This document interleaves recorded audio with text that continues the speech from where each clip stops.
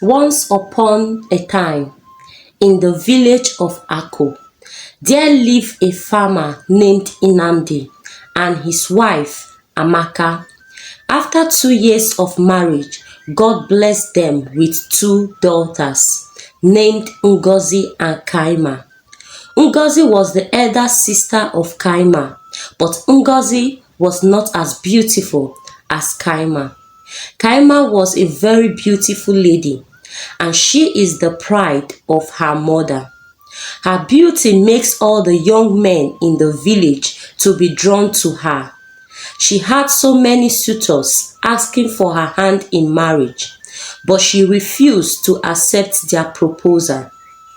Kaima's mother, Amaka, advised her daughter not to accept her suitor's proposal because they are not wealthy. Kaima, my daughter, you know you are a very beautiful lady, and all the young men in the village will want to have you as their wife. Yes, ma, replied Kaima. Listen to me, my daughter. Don't accept the proposal of any young man in this village because I don't want you to get married to these village boys and become the wife of a farmer like me. Amaka continued. I don't want you to spend the rest of your life in the village. I want you to get married to a very wealthy man who lives in the city. I want to have a very rich in-law who would be giving me plenty of money and foodstuffs. Mama, Kaima said, you like money too much, and they both laughed. As soon as her mother left, Ngozi, Kaima's elder sister, came to meet her. Kaima, I don't like your attitude towards the young men that have been coming to ask for your hand in marriage, and the advice that Mama is giving to you is bad. There is nothing wrong with the young men that have come to ask for your hand in marriage. They are good and hard-working men. Why are you turning down their proposal?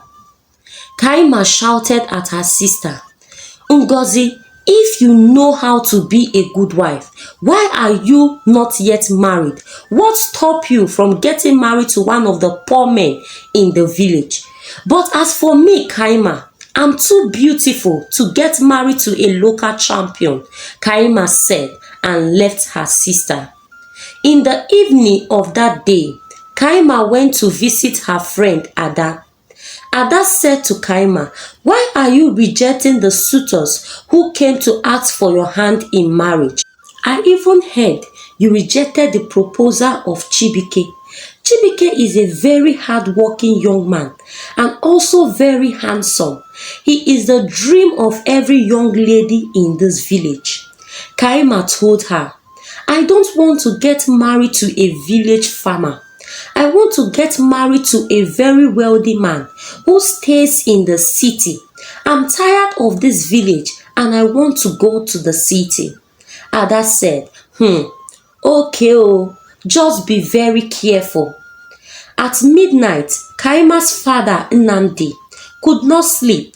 He was worried about his two daughters. He wanted them to get married, but Kaima is turning down all her suitors, while Ngozi is not really having suitors. At daybreak, Nnamdi called his daughters to advise them.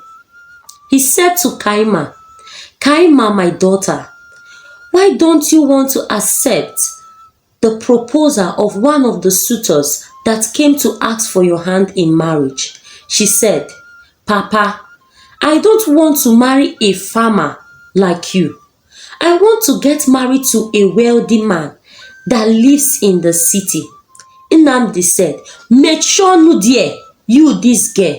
You don't want to get married to a farmer like me. To be a farmer, is it a bad thing? Amaka, Ngozi's mother, interrupted her husband. Please, Nnanyi, leave my daughter alone. Why not tell Ngozi to go and get herself a husband instead of eating my food and getting fat? She stand up and left with her daughter Kaima. Nnamdi turned to his daughter and said, "My daughter, don't worry yourself. God will bring your husband that will love and care for you." Ngozi said, "Amen." Few months later, there was a festival in the village of Ako. It was the New Yam Festival, and so many people came from different places for the festival.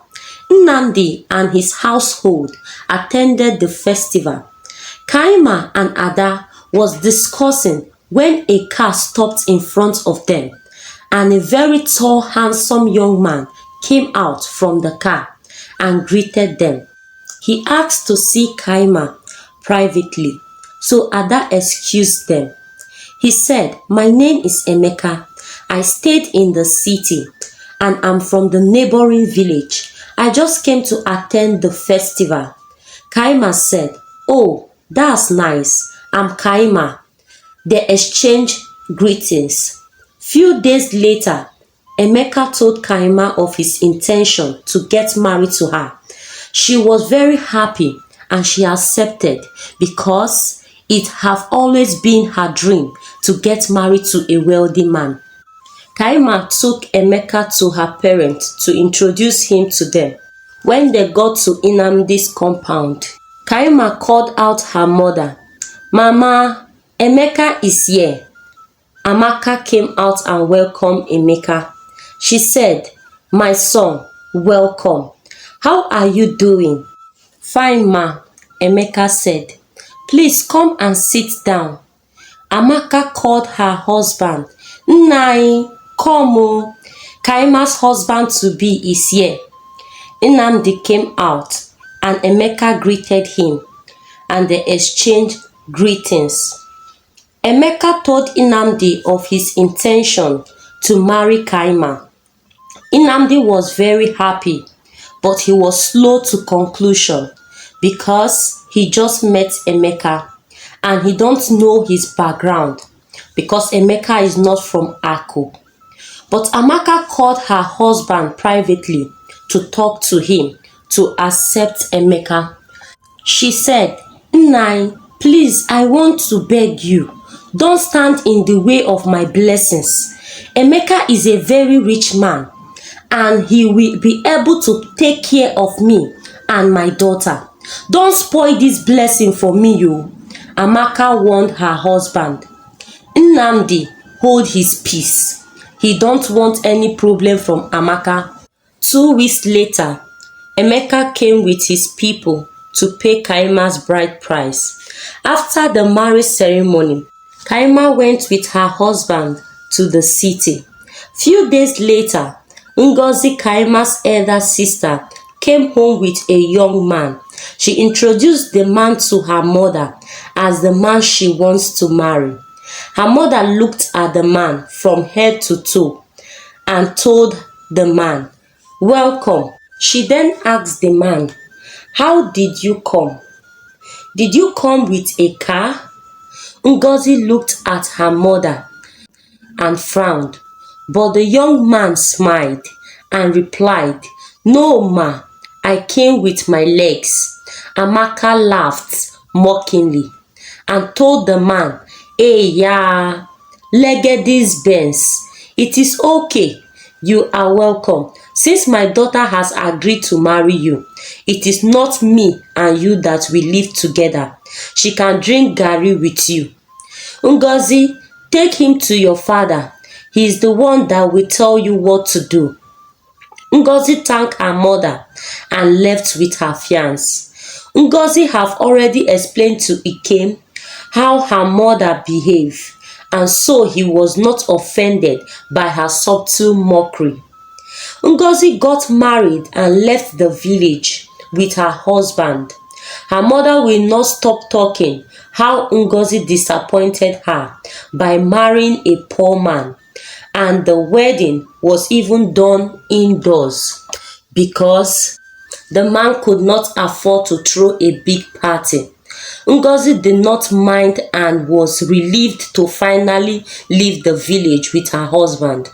Few months after Kaima got married to Emeka, She found out that Emeka has been married to 3 different women and they all died mysteriously. She heard that he is a ritualist and he used his late wives for ritual. At this time, Kaima was already pregnant. She feared for her life and her unborn baby. One day, when Emeka was not at home, Kaima packed her bags and left the house to the village. When she got to the village, her mother welcomed her and asked her, "How is your husband?" And she said, "He is fine." After some days, Kaima explained to her mother why she came back to the village, but her mother did not believe her. Amaka told her daughter, "Kaima, you have to go back to your husband's house." But Kaima said, "I need time to think about the whole issue." And her mother told her, "Think very fast because you cannot stay in this house."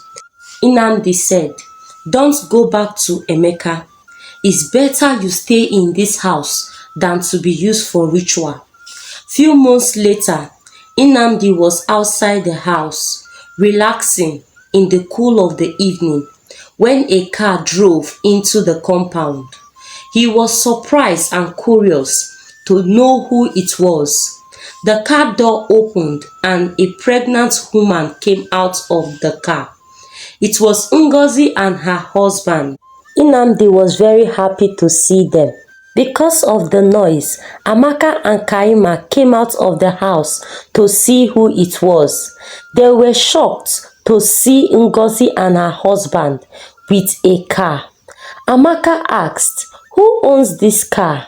Ngozi said, "The car is for my husband."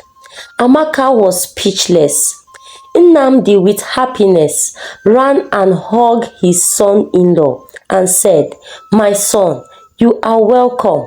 I knew you will make it one day because you are a very focused and hard-working man, and you are really taking care of my daughter. Please come inside." And they all went inside. Ngozi told her parents how God connected her husband to a very wealthy man that gave her husband a huge contract that changed their lives. She was really sorry for Kaima when she heard about her husband, and she blamed her mother for everything that Kaima is going through. But mother, you are also to be blamed for what Kaima is going through. You wanted her to get married to a wealthy man. Now see what it has landed her. You accepted Emeka's proposal without investigating his background. Amaka immediately defended herself. "Ngozi, did I force her? Is she not old enough to make her decisions? Please, don't blame me for Kaima's problem. What I know is that she is not giving birth to this child in my house. She must go back to her husband's house." Kaima started crying, and Ngozi consoled her and told her it is well. Ngozi and her husband brought lots of foodstuffs and money for her father and mother, and she also gave Kaima some money to take care of herself. As soon as Ngozi and her husband left, Amaka told Kaima that she have overstayed her welcome in the village. She has to go back to her husband's house.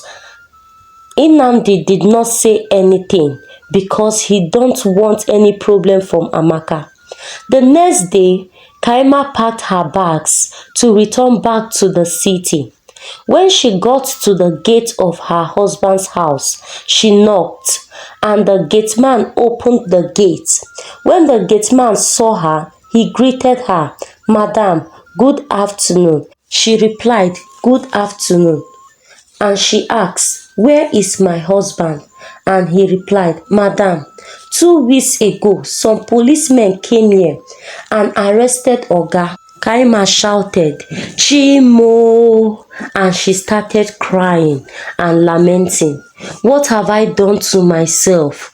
Look at what my longer throat and my big eye have caused me. I wanted to get married to a wealthy man. Now see what I have done to myself. What will I tell my unborn child that happens to his father? God help me." Kaima continued to cry as she went back to the village. When her mother saw her, she asked, "Kaima, what are you doing here?"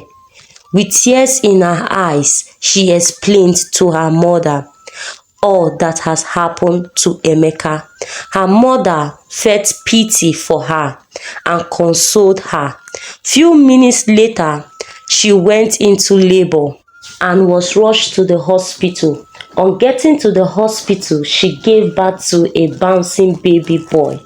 Nnamdi and Amaka was very happy to welcome their first grandchild. Ngozi and her husband came to the village to visit her sister, Kaima, and her baby. Ngozi was very happy for her sister and pitied Kaima for everything that happened to her. When Ngozi and her husband was about to leave for the city, Ngozi gave her sister a lot of money to start up a business so that she will be able to take care of herself and her child. After 6 months, Kaima started a foodstuff business, and the business helped her to take care of herself and her son. Thank you for watching this story. Hope you found value in this story.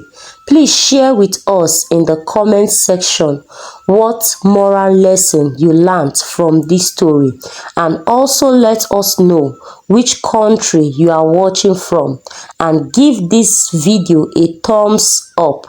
And if you have not subscribed to this YouTube channel, kindly subscribe to this channel for more stories until I bring another story your way. Bye.